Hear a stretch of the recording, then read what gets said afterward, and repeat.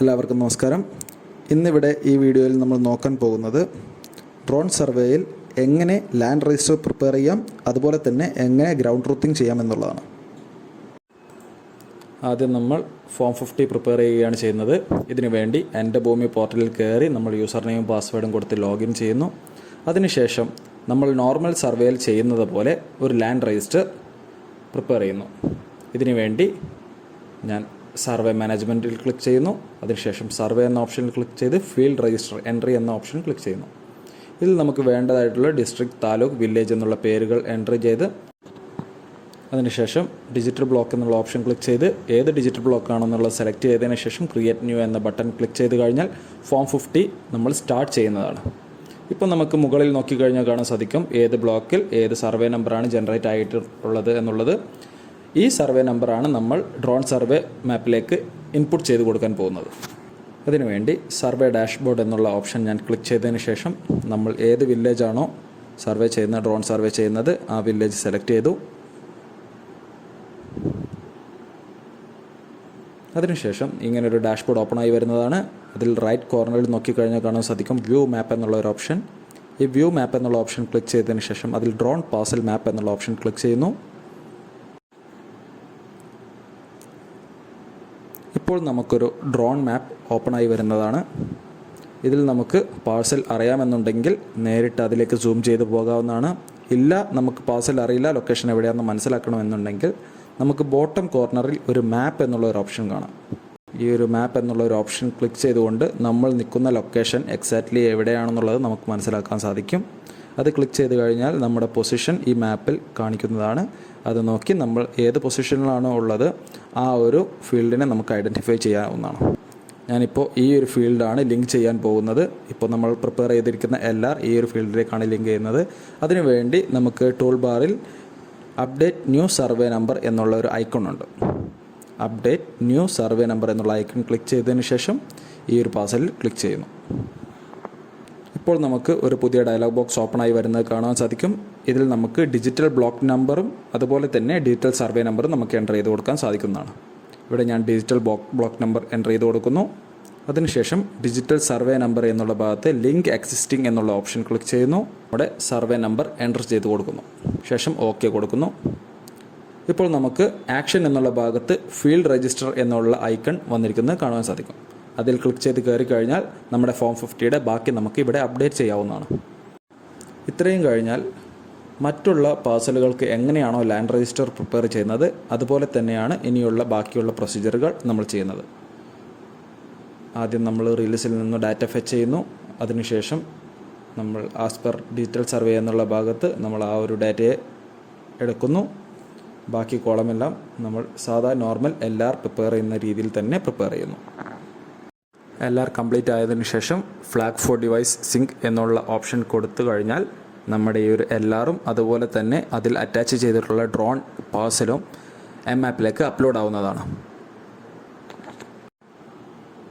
ശേഷം finalise form 50 എന്നുള്ള option click ചെയ്യുന്നു. ഇതോടുകൂടി ലാൻഡ് രജിസ്റ്റർ നമ്മൾ പ്രിപ്പയർ ചെയ്യുന്നത് കംപ്ലീറ്റ് ചെയ്തിരിക്കുന്നു. ഇപ്പോൾ നമ്മുടെ ഡ്രോൺ ഇമേജ് നോക്കിക്കഴിഞ്ഞാൽ നമുക്ക് കാണാൻ സാധിക്കുന്നതാണ് ആ ലിങ്ക് ചെയ്ത പാർസലിൽ ബ്ലോക്ക് നമ്പറും അതുപോലെ തന്നെ സർവേ നമ്പറും വന്നിട്ടുണ്ട്. ഇതിനുശേഷം നമ്മൾ എൻ്റെ ഭൂമി പോർട്ടൽ ക്ലോസ് ചെയ്യുന്നു. അതിനുശേഷം ഇൻഫിനിറ്റി ഓപ്പൺ ചെയ്ത് ഒരു പുതിയ പ്രോജക്റ്റ് നമ്മൾ ക്രിയേറ്റ് ചെയ്യുന്നു. നമ്മൾ പ്രോജക്റ്റ് ക്രിയേറ്റ് എന്നുള്ള ബട്ടൺ ക്ലിക്ക് ചെയ്യുന്നു. അങ്ങനെ ഒരു പ്രോജക്റ്റ് ക്രിയേറ്റ് ആയി. അതിനുശേഷം എക്സ്റ്റേണൽ സർവീസസ് എന്നുള്ള ഓപ്ഷനിൽ പോയി സർവേസിൻ്റെ ഡീറ്റെയിൽസ് നമ്മളിവിടെ എൻ്റർ ചെയ്ത് കൊടുക്കുന്നു. ശേഷം ഓക്കെ കൊടുത്ത് ഗെറ്റ് പാർസൽസ് എന്നുള്ള ഐക്കൺ ക്ലിക്ക് ചെയ്യുന്നു. ഇപ്പോൾ നമുക്ക് മാപ്പിലേക്ക് ഈ സർവേയർ അപ്ലോഡ് ചെയ്തിട്ടുള്ള എല്ലാ ഡാറ്റയും ഡൗൺലോഡായി വന്നത് കാണാം. ഇതിനുശേഷം ഇതിന് പുറകിലേക്ക് നമുക്ക് ഡ്രോൺ സർവേയുടെ പിക്ചർ വരുന്നതിന് വേണ്ടി ഹോം എന്നുള്ള ഐക്കണിൽ ക്ലിക്ക് ചെയ്തതിനു ശേഷം മാപ്സിൻ്റെ ഐക്കണിൽ ക്ലിക്ക് ചെയ്ത് അതിൽ ഡ്രോൺ ഇമേജ് നമുക്ക് സെലക്ട് ചെയ്യാവുന്നതാണ്. ഇപ്പോൾ നമ്മുടെ പാർസലിന് പുറകിൽ ഡ്രോൺ ഇമേജ് വന്നായി നമുക്ക് കാണാം. ഇതിനുശേഷം ഇനിയുള്ളത് ബാക്കി നോർമലി നമ്മൾ എങ്ങനെയാണോ ഒരു പാർസലിനെ ക്യാപ്റ്റിവേറ്റിലേക്ക് കൊണ്ടുപോകുന്നത് ആ സെയിം പ്രൊസീജിയർ തന്നെയാണ്. നമുക്ക് വേണ്ട പാർസലുകൾ മാത്രം സെലക്ട് ചെയ്യുന്നു.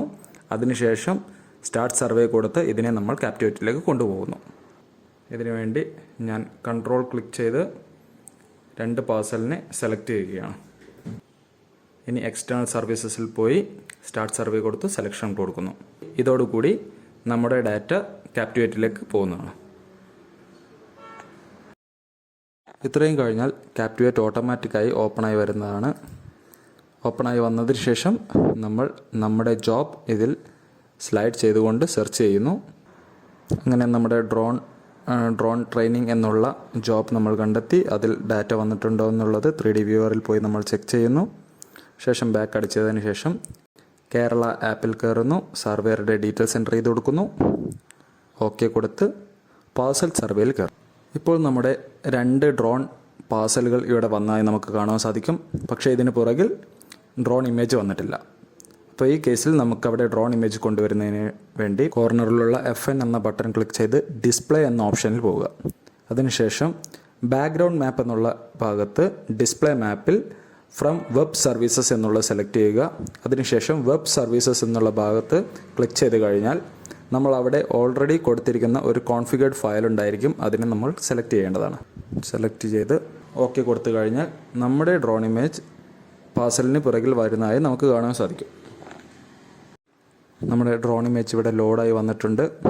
ഇനി ഇതിനെ ഗ്രൗണ്ട് ട്രൂത്തിങ് ചെയ്യുന്നതിന് വേണ്ടി നമുക്ക് ആ ഒരു പാർസലിനെ സെലക്ട് ചെയ്ത് ഓക്കെ ക്ലിക്ക് ചെയ്യാവുന്നതാണ്. നമുക്ക് ഗ്രൗണ്ട് ട്രൂത്തിങ് 2 രീതിയിൽ ചെയ്യാവുന്നതാണ്. RTK കണക്ട് ചെയ്ത് RTKയുടെ പൊസിഷൻ വെച്ച് നമുക്ക് ചെയ്യാവുന്നതാണ്. അതുപോലെ തന്നെ പിക്ചറിൽ മാക്സിമം സൂം ചെയ്ത് കൈകൊണ്ടും നമുക്ക് ചെയ്യാവുന്നതാണ്. ഇവിടെ ഗ്രൗണ്ട് ട്രൂത്തിങ് ചെയ്യുന്നതിന് വേണ്ടി പാർസൽ സെലക്ട് ചെയ്തു. ഞാൻ ഓക്കെ കൊടുക്കുന്നു. ഇങ്ങനെ നമ്മുടെ പാർസൽ ഇവിടെ ലോഡായിട്ടുണ്ട്. നമ്മൾ RTK ഇവിടെ കണക്ട് ചെയ്തതുകൊണ്ട് നമുക്ക് സൈഡിൽ കാണുവാൻ സാധിക്കും. RTK തൊട്ട് സൈഡിൽ നിൽക്കുന്നതായി നമുക്ക് കാണുവാൻ സാധിക്കും. അതിനുശേഷം RTKയെ നമ്മൾ ഫസ്റ്റ് പോയിന്റിലേക്ക് മെല്ലെ മൂവ് ചെയ്യുകയാണ്.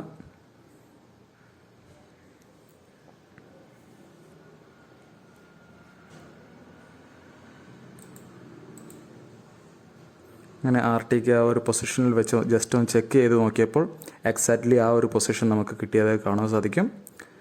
ഇതിനുശേഷം നമുക്ക് ബൗണ്ടറികളിൽ വേറെ എവിടെയെങ്കിലും തെറ്റുകളുണ്ടോ, എക്സ്ട്രാ പോയിൻറ്റ്സ് ക്രിയേറ്റ് ചെയ്യേണ്ടതുണ്ടോ എന്നുള്ളത് നമ്മൾ ഗ്രൗണ്ടിൽ വെച്ച് വെരിഫൈ ചെയ്യുന്നു. ആവശ്യമുള്ള സ്ഥലങ്ങളിൽ RTK വെച്ചോ അല്ലെങ്കിൽ നമ്മുടെ കൈകൊണ്ട് തന്നെയോ നമുക്ക് പോയിൻ്റ് ക്രിയേറ്റ് ചെയ്യാവുന്നതാണ്. RTK വെച്ച് ചെയ്യുമ്പോൾ നമ്മൾ പ്രത്യേകം ശ്രദ്ധിക്കേണ്ടത് ഫംഗ്ഷനിൽ ക്ലിക്ക് ചെയ്ത് ഇൻഡിവിജ്വൽ പോയിൻ്റ് എന്നുള്ള ഓപ്ഷൻ സെലക്ട് ചെയ്യണം. ഇല്ല എന്നുണ്ടെങ്കിൽ നമ്മൾ ഒരു പോയിൻ്റ് എക്സ്ട്രാ എടുക്കുന്ന നേരത്ത് ഈ പാർസൽ മറ്റെവിടെയെങ്കിലും പോയി നമ്മൾ ഈ ഒരു പോയിന്റിലേക്ക് കണക്റ്റ് ആവുന്നതാണ്. അത് ഒഴിവാക്കാൻ വേണ്ടി ഫംഗ്ഷനിൽ ഇൻഡിവിജ്വൽ പോയിൻ്റ് എന്നുള്ള ഓപ്ഷൻ ക്ലിക്ക് ചെയ്യുന്നു. ഈ ഒരു ഫീൽഡ് വെരിഫൈ ചെയ്യുന്ന നേരത്ത് മനസ്സിലായി ഇവിടെ ഒരു എക്സ്ട്രാ പോയിൻ്റ് ഉണ്ട് എന്നുള്ളത്. ഞാൻ അവിടെ RTK വെച്ച് ഒരു എക്സ്ട്രാ പോയിൻ്റ് ക്രിയേറ്റ് ചെയ്തു. അതിനുശേഷം അടുത്ത പോയിന്റിലേക്ക് നോക്കി പോവുകയാണ്.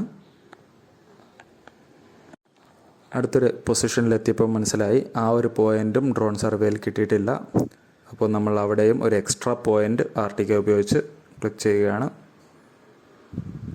കനോപ്പി ഉള്ളത് കൊണ്ടാണ് നമ്മളവിടെ RTK യൂസ് ചെയ്യുന്നത്. ഇല്ല, നമുക്ക് മുകളിൽ നിന്ന് കാണാൻ സാധിക്കുന്നതാണെങ്കിൽ നമുക്ക് കൈകൊണ്ട് തന്നെ അവിടെ ഒരു എക്സ്ട്രാ പോയിന്റ് ക്രിയേറ്റ് ചെയ്യാവുന്നതാണ്. ഞാനിങ്ങനെ ആവശ്യമുള്ള ഭാഗങ്ങളെല്ലാം ഇതുപോലെ ഫീൽഡിൽ വെച്ച് തന്നെ വെരിഫൈ ചെയ്ത് ആവശ്യമുള്ള ഭാഗങ്ങളിൽ ഓരോരോ പോയിന്റുകൾ ക്രിയേറ്റ് ചെയ്യുന്നു. അതിനുശേഷം ഇവയെല്ലാം കൂട്ടിച്ചേർത്ത് ആഡ് ടു പാർസൽ കൊടുത്ത് നമ്മൾ ഫൈനൽ ചെയ്യുകയാണ് ചെയ്യുന്നത്. ഞാനിപ്പോൾ ഫീൽഡിൽ ബാക്കിയുള്ള പോയിന്റുകൾ പിക്ക് ചെയ്യുകയാണ്. ഞാൻ RTK വെച്ചുള്ള എല്ലാ പോയിന്റുകളും എടുത്തു കഴിഞ്ഞു. അതിനുശേഷം ഇങ്ങനെ മൂവ് ചെയ്ത് നോക്കിയപ്പോൾ എനിക്ക് മനസ്സിലായി ഒരു എക്സ്ട്രാ പോയിന്റ് കൂടെ ഫീൽഡിൽ എടുക്കേണ്ടതുണ്ട്. പക്ഷേ ആ ഒരു ഭാഗം നമുക്ക് മുകളിൽ നിന്നും വിസിബിളാണ്. അതുകൊണ്ട് തന്നെ ഞാൻ അവിടെ മാനുവലി ഒരു പോയിന്റ് കൈകൊണ്ട് തന്നെ ക്രിയേറ്റ് ചെയ്യുകയാണ്. ഇനി നമ്മൾ ഈ എല്ലാ പോയിന്റുകളെയും സെലക്ട് ചെയ്തുകൊണ്ട് ഈ ഒരു പാർസലിലേക്ക് ആഡ് ചെയ്യുകയാണ് ചെയ്യുന്നത്. നമുക്ക് ആവശ്യമുള്ള എല്ലാ പോയിന്റുകളും എടുത്ത ശേഷം പാർസലിൽ നിന്നും ആവശ്യമില്ലാത്ത പോയിന്റുകളെ റിമൂവ് ഫ്രം പാർസൽ എന്നുള്ള ഓപ്ഷൻ കൊടുത്ത് റിമൂവ് ചെയ്യുകയും അതിനുശേഷം ആവശ്യമുള്ള പോയിന്റുകളെ സെലക്ട് ചെയ്തുകൊണ്ട് ആഡ് ടു പാർസൽ കൊടുത്ത് നമ്മൾ നമ്മുടെ പാർസലിലേക്ക് കൊണ്ടുവരികയുമാണ് ചെയ്യുന്നത്. ഇതിനുശേഷം നമ്മൾ ഡൺ കൊടുത്ത് ഫിനിഷ് എന്നുള്ള ഓപ്ഷൻ കൊടുക്കുന്നു. ഇതോടുകൂടി നമ്മുടെ പാർസൽ ഫൈനലാകുകയാണ്. ഇതിനുശേഷം നമുക്ക് ക്യാപ്റ്റിവേറ്റ് ക്ലോസ് ചെയ്യാവുന്നതാണ്. അതിനുശേഷം നമ്മൾ ഇൻഫിനിറ്റി ഓപ്പൺ ചെയ്യുന്നു. ശേഷം നമ്മുടെ പ്രോജക്റ്റിലേക്ക് എൻഡ് സർവേ കൊടുത്ത് നമ്മുടെ ഡ്രോൺ ട്രെയിനിങ് എന്നുള്ള ജോബ് സെലക്ട് ചെയ്ത് ഇമ്പോർട്ട് ചെയ്യുന്നു. അതിൽ വന്നിരിക്കുന്ന സർവേ ചെയ്ത് കംപ്ലീറ്റ് ചെയ്ത പാഴ്സലിനെ നമ്മൾ എം ആപ്പിലേക്ക് അപ്ഡേറ്റ് ഫീച്ചർ എന്നുള്ള ഓപ്ഷൻ ഉപയോഗിച്ച് അപ്ലോഡ് ചെയ്യും. ഇതോടുകൂടി ഡ്രോൺ സർവേയിലെ ഒരു സർവേ ചെയ്ത പാഴ്സൽ നമ്മൾ എം ആപ്പിലേക്ക് അപ്ലോഡ് ചെയ്തു ഗ്രൗണ്ട് ട്രൂത്തിങ് കംപ്ലീറ്റ് ചെയ്തിരിക്കുകയാണ്.